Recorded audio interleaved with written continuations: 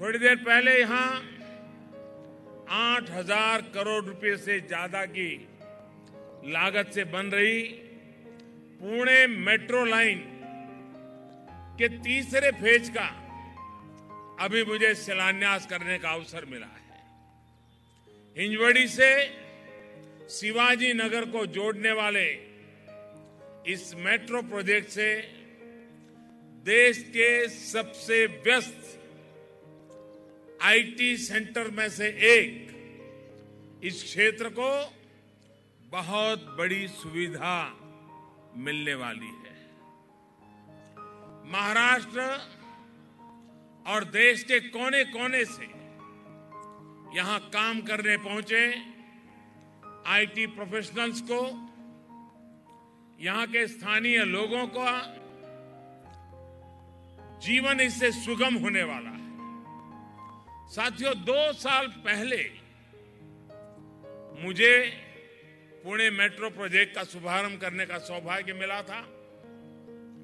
मुझे बहुत खुशी है कि जिन 2 कॉरिडोर्स पर काम शुरू किया गया वहां तेज गति से काम चल रहा है। मुझे उम्मीद है कि अगले साल के अंत तक पुणे में 12 किलोमीटर के रूट पर मेट्रो दौड़ने लगेगी।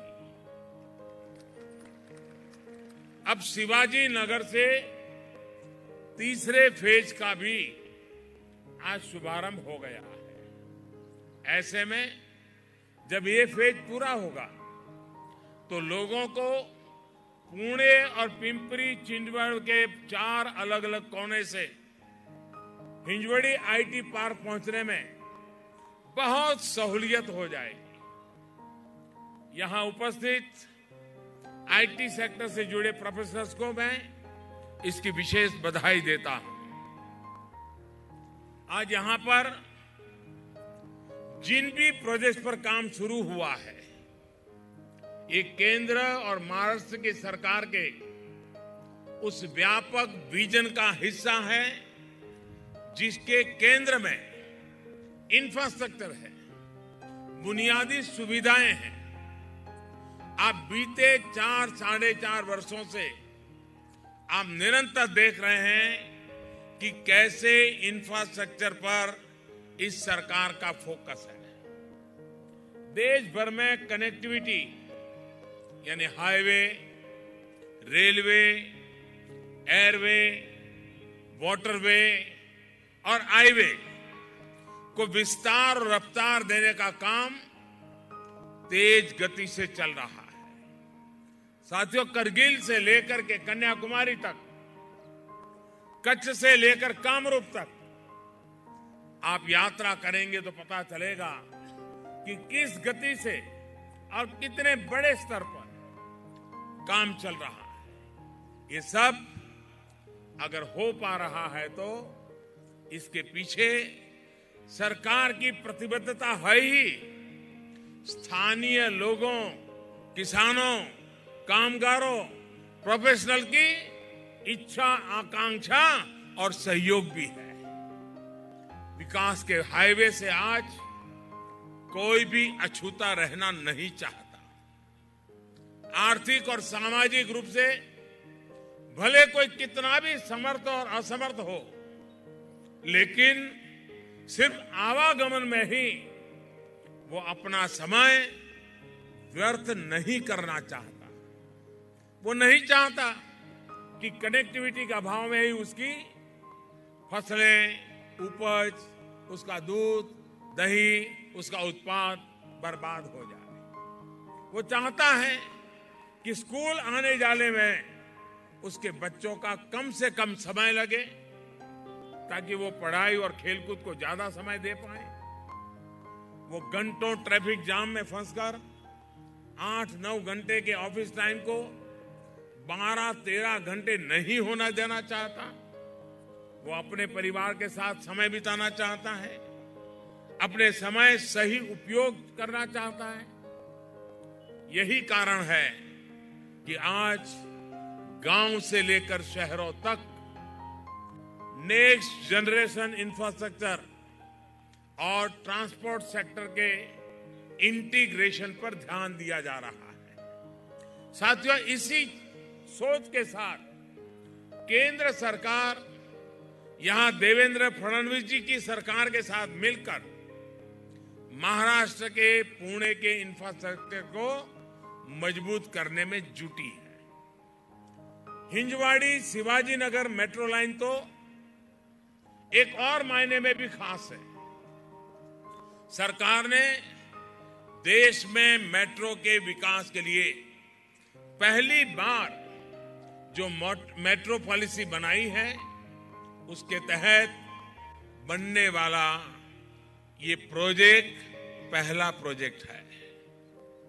ये प्रोजेक्ट पीपीपी यानी पब्लिक प्राइवेट पार्टनरशिप में बनाया जा रहा है। एक साल पहले जो नई मेट्रो रेल पॉलिसी सरकार ने बनाई है, ये देश में मेट्रो के विस्तार के प्रति हमारे संकल्प को दिखाती है। इसी पॉलिसी के आने के बाद मेट्रो के निर्माण में तेजी आ रही है, क्योंकि नियम कायदे स्पष्ट हुए हैं। शहरों में ट्रांसपोर्ट सेक्टर की अलग अलग एजेंसियों के बीच तालमेल के तौर तरीके तय किए गए हैं। ये metro rail policy reform oriented बनाई गई है। ये सुनिश्चित किया जा रहा है कि सिर्फ मेट्रो ट्रेन के साथ साथ मेट्रो स्टेशन तक फीडर बसों, नए वॉकवेज, नए पाथवेज को भी साथ ही साथ विकसित किया जाए। अब मेट्रो में यूनिफाइड अर्बन ट्रांसपोर्ट अथॉरिटी के जरिए सिंगल कमांड सिस्टम के तहत काम हो रहा है। इससे लोगों की असली जरूरत तो पता लग ही रही है, परेशानियों को भी कम किया जा रहा है। भाइयों और बहनों, मेट्रो आज देश के शहरों की लाइफलाइन बनती जा रही है। बीते 4 वर्षों में सरकार ने देश के दर्जन भर शहरों तक इसको विस्तार दिया है और आने वाले समय में अनेक और शहर इससे जुड़ने वाले हैं। पिछले 4 साल में 300 किलोमीटर की नई लाइनों को कमीशन कर दिया है और 200 किलोमीटर के नए प्रस्तावों को भी पास किया गया है। इसी का परिणाम है कि इस समय देश में 500 किलोमीटर से ज्यादा की मेट्रो लाइन चल रही है और करीब 650 किलोमीटर से ज्यादा की लाइनें पूरी होने को है। महाराष्ट्र में भी केंद्र और राज्य सरकार मिलकर 200 किलोमीटर से अधिक की मेट्रो लाइनों का निर्माण कर रही है। भाइयों और बहनों, आज देश में मेट्रो का जो भी विस्तार हो रहा है, उसको सही मायने में गति अटल जी की सरकार ने दी थी।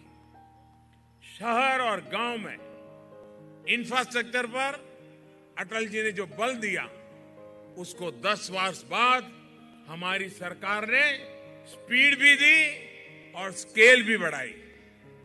मुझे कहते हुए जरा भी संकोच नहीं है कि अगर अटल जी की सरकार को थोड़ा समय और मिलता तो शायद आज मुंबई और इसके आसपास के इलाकों को, महाराष्ट्र के अनेक शहरों को मेट्रो से जोड़ा जा चुका होता।